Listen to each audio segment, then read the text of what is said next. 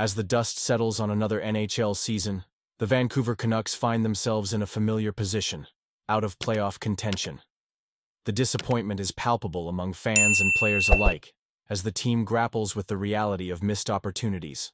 With the offseason looming, the question on everyone's mind is how the Canucks can rebuild and retool for a brighter future. The stakes are high, and the decisions made in the coming months could define the franchise for years to come. One of the most pressing issues facing the Canucks is their first-round pick in the 2025 NHL entry draft. As fans eagerly check their tankathon simulations, the odds of landing a top pick are less than favorable, currently sitting at a mere 0.5% chance of winning the lottery. While these numbers may fluctuate as the regular season winds down, the likelihood of the Canucks using this pick to draft a player this year seems slim. The reality is that the team desperately needs to improve its roster, and their draft picks are among the few valuable assets they possess. The urgency for the Canucks to perform well in the 2025-26 season cannot be overstated. This will be the final year of Quinn Hughes' current contract, and the last opportunity for the team to operate without the distraction of contract negotiations.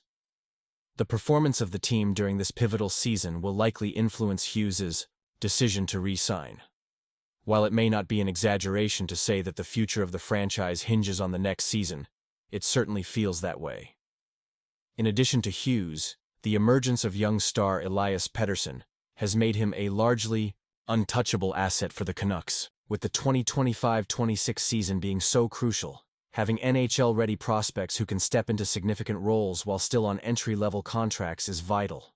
Players like Pettersson, who can contribute at a high level for a fraction of the salary cap, allow the team to allocate resources more effectively and avoid the need to trade for established players.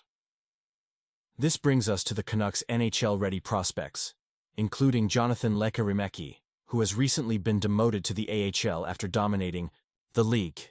Lekkerimaki is poised to make an impact next season, especially with potential departures of key players like Brock Boeser.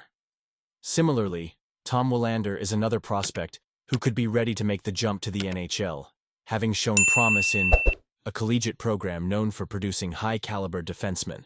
The prospect of having two impactful defensemen on entry-level contracts is too enticing for the Canucks to consider trading them away unless an irresistible offer comes along. Another name to keep an eye on is Aatu Raty. While not as untouchable as the previously mentioned prospects, his recent performance, 5 goals in 8 games since his last call-up, makes him a player the Canucks would prefer to keep rather than trade. With the team's center depth in crisis, retaining players like Raty is essential for the team's future. The most cost-effective way to acquire talent in the NHL is to draft and develop players internally. The Canucks have already invested in these prospects, and trading them for older, more established players often results in a loss of value. Retaining homegrown talent is generally a better asset management strategy. So, if the Canucks are to consider trading assets, the focus should shift to their draft picks. Currently, they hold most of their draft selections for the upcoming years, with the exception of a few 3rd and 7th round picks in 2026 and a 2nd round pick in 2027. However, this isn't about having an abundance of picks. It's about addressing immediate needs. If the 2025-26 season is as critical as it appears, then draft picks alone won't significantly contribute to the Canucks' current goals. Even if they were to land a top 10 pick, it's unlikely that the player selected would be ready to make an impact in the upcoming season. The further out a draft pick is, the less likely it is to align with the team's immediate timeline. Draft picks are also the primary currency in modern NHL trades, and in this regard, they could be instrumental in helping the Canucks improve for the 2025-26 season. We understand the hesitation that Canucks fans may feel about trading picks, given the team's history of making questionable trades that haven't panned out. However, the time to act is now. The window with Hughes is open, but it won't remain open indefinitely. The roster needs improvement, and keeping NHL-ready prospects on the team is essential for achieving that goal. Draft picks at this moment can only help if they are used in trades. In fact, it may be more beneficial for the Canucks to trade multiple high draft picks, like this year's first-round pick and next year's, before considering moving any of their top prospects.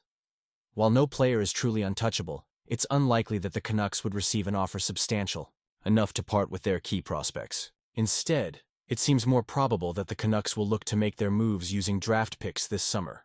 This approach not only represents the best asset management strategy available to them, but is also the only realistic path to achieving their immediate and vital goals of competing in the near future. In a recent interview with Ian McIntyre from Sportsnet, Boeser expressed his doubts about returning to the Canucks next season. "Honestly, it's unlikely at this point. It's a shame. It's unfortunate," he said, reflecting on a tumultuous season filled with ups and downs. The emotional weight of his words resonates deeply with fans who have watched him grow into a key player for the franchise. As he navigates the final games of the season, Boeser is determined to focus on his performance rather than the distractions surrounding his contract situation. The Minnesota native is in the final year of a 3-year deal worth $19.95 million, which pays him $6.65 million annually. As he approaches free agency at the age of 28, Boeser is eager to secure a long-term contract that reflects his value on the ice. However, the uncertainty surrounding his future with the Canucks adds an extra layer of pressure as he aims to finish the season strong. This season has been particularly challenging for Boeser, who missed 7 games early on due to a concussion sustained from a hit by Tanner Jeannot of the Los Angeles Kings. Despite this setback, he has managed to tally 25 goals and 24 assists, bringing his total to 49 points with 4 games remaining. His resilience is commendable, and it speaks volumes about his dedication to the game and his team. The 2023-2024 season has been a significant one for Boeser, marking a career high with 40 goals, 33 assists, and 73 points in 81 games. This achievement is particularly noteworthy as it's the first time he has played more than 75 games in a single season. Yet, despite his impressive performance, Boeser was notably absent from the U.S. team for the Four Nations face-off in February, a decision that left many fans scratching their heads. Earlier reports indicated that the Canucks had offered Boeser a 5-year extension worth $8 million per year at the beginning of the season, but the offer was declined. The lack of agreement on a contract extension has led to speculation that Boeser could have been traded at the NHL trade deadline. However, the Canucks opted to retain their star winger in hopes of making a playoff push. Now, with Boeser's recent comments, it seems increasingly likely that Vancouver will lose their leading scorer and longest-tenured player to free agency.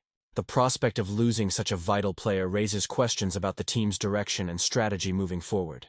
Fans are left to wonder how the Canucks will fill the void left by Boeser's departure and what it means for the team's future. As the season winds down, the Canucks face critical decisions that will shape their roster for years to come. The uncertainty surrounding Boeser's future is just one piece of a larger puzzle that the organization must solve. With the off-season approaching, all eyes will be on the Canucks as they navigate these challenges. What do you think, Canucks fans?